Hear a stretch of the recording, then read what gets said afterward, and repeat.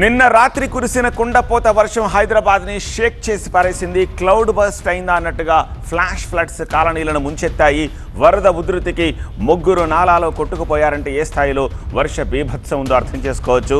ఆసిఫ్ నగర్లో మంగర బస్తీలో ఇద్దరు కొట్టుకుపోవడం స్థానికంగా కలకలం రేపుతోంది.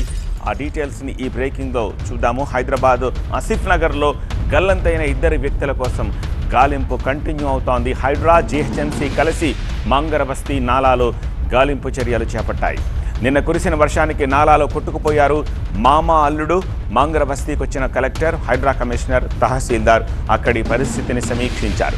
మంగర బస్తీ సమస్యకు వారం రోజుల్లో పరిష్కారం చూపిస్తా ఉన్నారు హైడ్రా కమిషనర్ రంగనాథ్. నాలాకు అడ్డుగా ఉన్న 5-6 ఇళ్లను వెంటనే తొలగిస్తామని చెప్పారు. అయితే అన్ని ఇళ్లను తొలగిస్తామని ఎవరూ భయపడద్దని హైడ్రా కమిషనర్ రంగనాథ్ చెప్తున్నారు.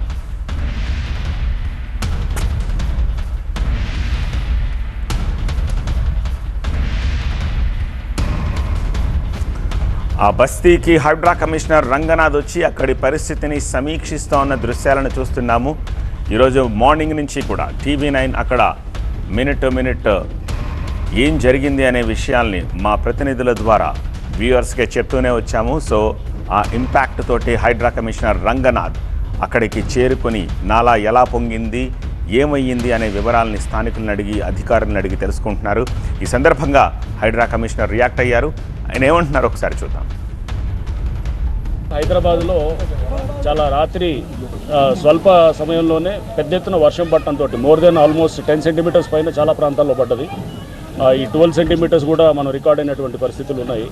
సో ఆల్మోస్ట్ చాలా చోట్ల 5 to 12 సెంటీమీటర్స్ దాకా మనకి ఈ వర్షం రావడంతో చాలా ప్రాంతాల్లో మనకి సీరియస్ వాటర్ లాగింగ్ ఇష్యూస్ రావడం జరిగింది. సో మీకు తెలుసు హైదరాబాద్లో చాలా నాలాలు కూడా కబ్జా అయి ఉన్నాయి. సో ఇక్కడ నిన్న రాత్రి ఏదైతే గనక ఈ వాటర్ వస్తున్నప్పుడు, ఈ నాలాస్లో వాటర్ వస్తున్నప్పుడు అక్కడ ఉన్నటువంటి ఎవరైతే నివాసితులు ఉన్నారో వారి మంచం ఒకటి అక్కడ దాంట్లో నీళ్ళల్లో పడితే దాన్ని తీసుకోవడానికి ఒకడు వెళ్ళటంతో ఆ నీళ్లు ఉధృతతో కొట్టుకుపోయినాడు.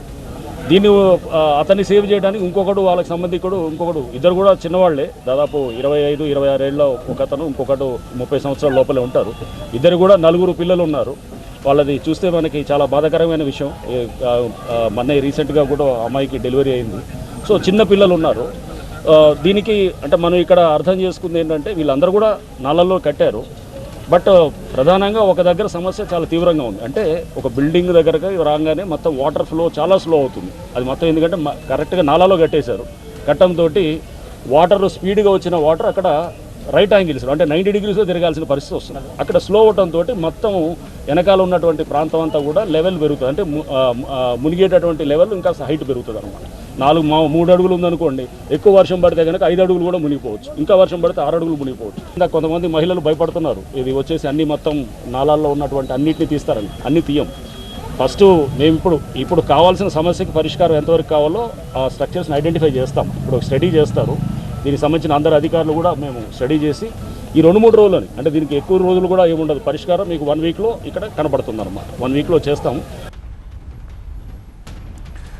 మంగర్ బస్తీ వాసులను తరలించేందుకు చాలాసార్లు ప్రయత్నించామని, ఇందిరమ్మ ఇళ్లు కూడా ఇస్తామని చెప్పామంటున్నారు ఆసిఫ్ నగర్ తహసీల్దార్ జ్యోతి. అయితే ఎన్నిసార్లు నోటీసులు ఇచ్చినా వాళ్ళు ఖాళీ చేయట్లేదంటున్నారు ఆమె. నిన్న నైట్ అంటే వర్షం ఎక్కువ రావడం వల్ల ఒక 2 మామ అల్లుళ్ళు కాలువలో పడేసేసి వాళ్ళు కొట్టుకుపోయారండి. వాళ్ళ గురించి అధికారులంతా వెతుకుతున్నారండి. సో మిగతా డీటెయిల్స్ అనేది వాళ్ళు వెతికిన తర్వాత మేము చెప్పగలుగుతామండి. వీళ్ళు లాంగ్ బ్యాకే ఉన్నారండి. యాక్చువల్లీ ఇవంతా డిజాబుల్ కండిషన్స్లో ఉన్నాయి కాబట్టి మేము ఒకసారి నోటీస్ కూడా ఇచ్చాము. సో GHMC నుంచి కూడా నోటీస్ కూడా ఇవ్వడం జరిగింది, వీళ్ళని ఇక్కడి నుంచి షిఫ్ట్ చేయమనేసి. కానీ వీళ్ళు ఎన్నిసార్లు చెప్పినా షిఫ్ట్ చేయడం లేదు. సో ఈ కాలనీని మేము ఏం చేస్తామంటే ఇందిరమ్మ హౌసెస్ కింద కూడా మేము ప్రపోజ్ చేస్తాము. ఈ కాలనీ వాళ్ళు కొందరు ఎక్కువగా అంటే బిల్డింగ్స్ కట్టుకున్న వాళ్ళు ఆబ్జెక్షన్ చేస్తారు.